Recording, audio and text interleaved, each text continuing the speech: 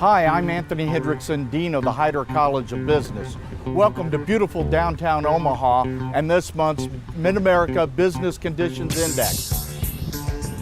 We've surveyed purchasing and supply managers in the 9-state region, stretching from North Dakota and Minnesota right down the center of the country to Arkansas and Oklahoma. Here to discuss the survey's economic outlook is Creighton University's economic professor, Ernie Goss. Hello everyone and welcome to the Mid-America Business Conditions Index recap show for the month of January. I'm your host, Paul Adey. Seated with me is Dr. Ernie Goss. Dr. Goss, January in the books. Gone, long gone. In the books. Of course, this is a survey of supply managers stretching from North Dakota and Minnesota in the north, right down the middle of the country to Arkansas and Oklahoma. And all the indices range between 0 and 100. 50s is growth neutral, so above 50 is growth positive. So, Dr. Goss, did you make any New Year's resolutions? I did not, but the economy is looking good. The number dipped from 59, which is very solid, very healthy, down to 57.3 for January. Again, that's in a range of, I'll call it healthy. 14th straight month that's been above growth neutral. So wow. So we're seeing for the region, that 9-state region, good growth for the next 3 to 6 months. That's quite a run, 14 straight months, huh? It is. That's good, and of course the rural area is still not doing as well as we'd like to see, but that's not so good. That's the gray lining around the silver cloud. And here I bring up, you see, I brought up the map, or not the map, the graph of the Mid-America there in beautiful Creighton blue. Beautiful. There.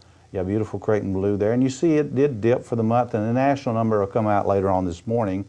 And it will be, I think, it's likely to be up. So there's a little bit of a gap, a little bit of window, a stronger national economy than the regional economy. Well, let's dig into some of the factors for that, starting with jobs. How'd the job index look? It was down, but still above growth neutral, 52.3 for January, down from 57.7 in December. Of course, that's still a pretty good reading. Year over year, the jobs, we're gaining jobs across the region about 1.1%, but as I said, stronger in the urban areas than the rural areas. The U.S. is 1.4, so it is stronger in the U.S.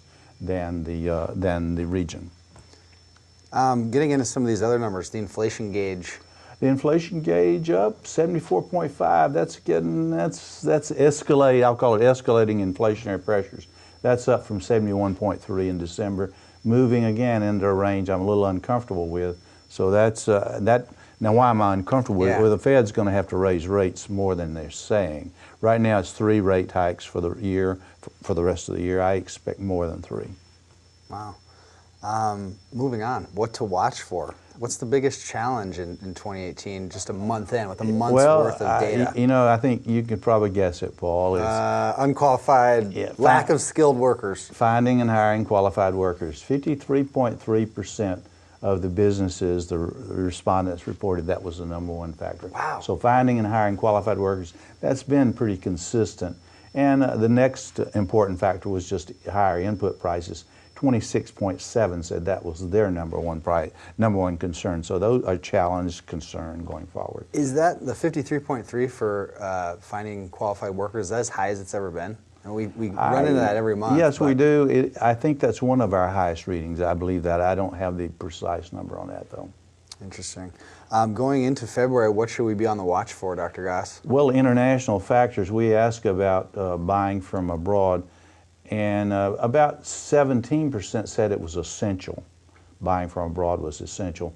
And 12.8% said very important. So you put those together and you're almost at 1/3 saying it's very important for buying from abroad. So what to watch for, we've got to watch the Open Market Committee, the Federal Reserve Open Market Committee meets, well, it met today, as a matter of fact. It's meeting today.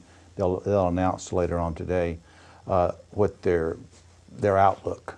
And I think they're going to say, well, we're getting a little more concerned about inflation, but they're not going to raise rates. So, but watch the language around at the post-meeting.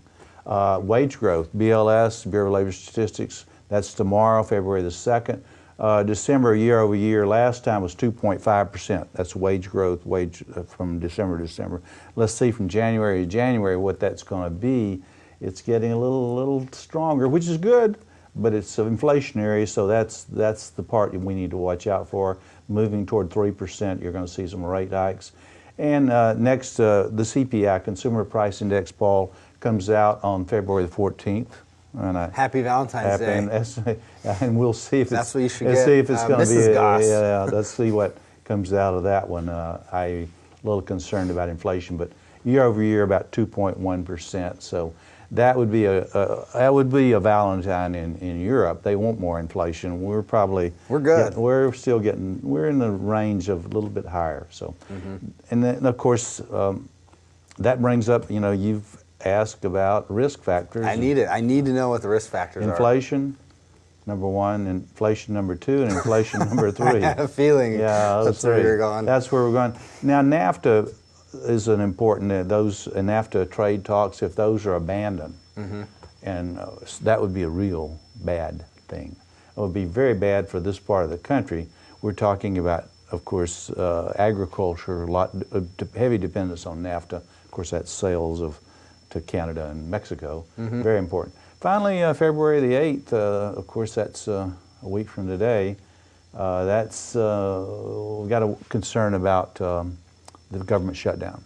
That's when, if something doesn't get resolved, we could and we will have a government shutdown, federal government shutdown, and that could throw some turmoil into markets, stock market, for example.